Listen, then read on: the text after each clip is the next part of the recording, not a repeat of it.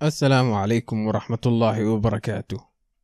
Dadku inta badan ma xasuustaan inta ay caafimaadka qabaan nicmada uu Ilaahay ku manaystay. Goorta uu qofku xanuusto ayuu dareemaa nicmada ka maqan. Haddii aad markaa caafimaadkaagu dhammaystiran yahay, Ilaahay u mahadnaq. Ciddii xanuunsanna Ilaahay baan ka baryaynaa inuu dhibaatada ka dulqaado. Haddaba maanta waxaan ka hadlaynaa cudurro ay dhici karto inaadan maqlin, balse jira kuna dhacay dad ku nool dunida. Cudurradan qaybtood ayaa keena calaamado yaab badan sida in qofku dadka caayo isagoo aan ula jeedin inuu sidaas sameeyo, iyo cudurro kale oo sababa inuu qofku iska qoslo. Cudurrada ugu yaabka badan ayaa waxaa ka mid ah kuwa maskaxda ku dhaca, maadaama ay maskaxdu tahay meesha jirka laga xukumo. Cudurkan koowaad ayaa waxaa la dhahaa Anton Babinski syndrome. Waxa uu ku yimaadaa qayb ka mid ah dadka ay jug maskaxda ka gaarto. Waxaan uu keenaa in qofku isagoo indhool ah oo aan waxba arag isu maleeyo inuu wax arko. Dadka ay sidaani ku dhacdo ayaa iyagoo indhahoodu aysan waxba arki karin, waxay u maleeyaan in araggoodu fiican yahay. Dadkaas ayaa waxaa jug ka gaartay maskaxda qaybteeda loogu talagalay aragga oo aan si caadi ah u shaqaynayn. Maadaama indhuhu waxay arkaan ay u gudbiyaan maskaxda si ay u fasirto, dadka uu cudurkaani ku dhaco iyagoo aan indhuhu shaqaynayn ayay maskaxdoodu ka dhigtaa inay si caadi ah wax u arkayaan. Laakiin goortii loo fiirsado waxaa isla markiiba la fahmayaa inaysan wax arkayn.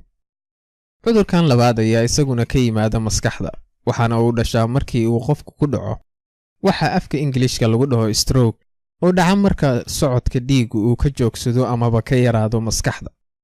Maadaama ay maskaxdu tahay xubinta ugu muhiimsan jirkeenna, qofkii uu stroke ku dhaco waxa ay sababi kartaa xataa haddii uu ka caafimaado inay u geysato dhib weyn oo ay ka mid tahay in jirka qayb ka mid ay qallasho.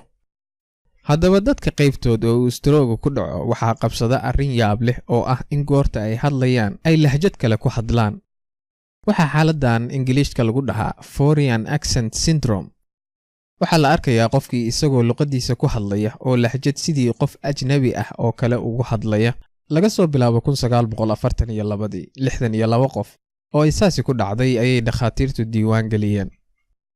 Waxa ay saynisyahanadu sheegeen in dadkan badankood meelo ka mid ah maskaxdooda uu dhaawac ka gaaray, taasoo ka dhigan in maskaxda qayb ka mid ah ay xiriir la leedahay barashada sida xuruufta loogu dhawaaqo. Sannadii 2013 ayaa BBC-du waxay documentary ka diyaarisay gabar British ah oo Ingiriishkeeda ugu hadlaysay sidii qof Chinese ah oo kale. Iyadoo tiri muddo badan ayaa madax xanuun dareemayay oo madax xanuunkaas ayaa xaaladeeda sababay. Cudurkan saddexaad ayaa isaguna xiriir la leh maskaxda, waxaana uu ku dhacaa neerfaha. Waxaa la dhahaa ama loogu yeeraa Kuru. Waxaan uu ku dhici jiray oo keliya qowmiyad ku nool jasiiradda Papua New Guinea. Dadka halkaas ku nool ayaa cudurkaani ku koobnaa oo keliya. Sababtoo ah waxa ay samayn jireen arrin aad u foolxun oo ah goorta uu dhinto qof qoyskooda ka tirsan, qofkaas dhintay hilibkiisa ayay cuni jireen, iyagoo leh ruuxdiisa ayaan karaamaynaynaa.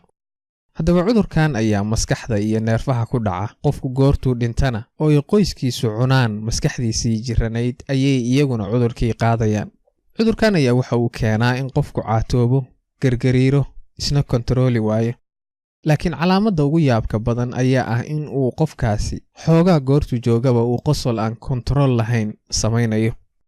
Dadka uu cudurkaani ku dhaco ayay maskaxdoodu daloolo samaysaa, iyagoo marka dambena u dhinta cudurkan. Haddaba goortii ay qowmiyaddani joojisay dad cunidda ayaa cudurkaani joogsaday, iyadoo qofkii ugu dambeeyey oo cudurkaani ku dhacay uu dhintay 2005. Cudurka afraad ayaa isaguna maskaxda iyo neerfaha saameeya. Waxaa la dhahaa Tourette syndrome. Xaaladdan ayaa waxaa calaamadaheeda ka mid ah in qofka jirkiisa qaybo ka mid ah ay jarayso ama dubaaxiso oo gargariirto mararka qaarkood. Dadka xaaladdan qaba badankood si dabiici ah ayay u nool yihiin iyagoo aan dhibaato dareemin. Goorta ay weynaadaanna ay badankood ka go'do. Laakiin waxaa jirta qayb aad u yar oo ka mid ah dadka ay xaaladdaani ku dhacdo oo arrin yaab ah ay ku sababto.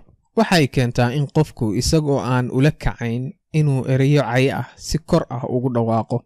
Caydaas ma aha ikhtiyaarkiisa oo waa ay ka soo fakatay oo waxa ay la mid tahay sidii ishii dubaaxinaysay oo kale, maaha wax uu qofkaasi kontaroolayo. Laakiin xaaladdan la dhaho Tourette syndrome ayaan qofka u geysan dhibaatooyin kale. Cudurkan shanaad ayaa isagoo xal dhahaa Progeria. Carruurta ku dhasha cudurkan ayaa waxa uu ku keenaa cimri degdeg.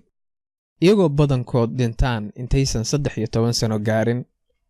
cudurkan ayaa waxa uu keenaa mashaakilo fara badan oo la soo gudboonaata carruurtan oo kaga dhaca lafaha, wadnaha iyo kelyaha, iyagoona u dhinta intaysan gaarin 13 sano.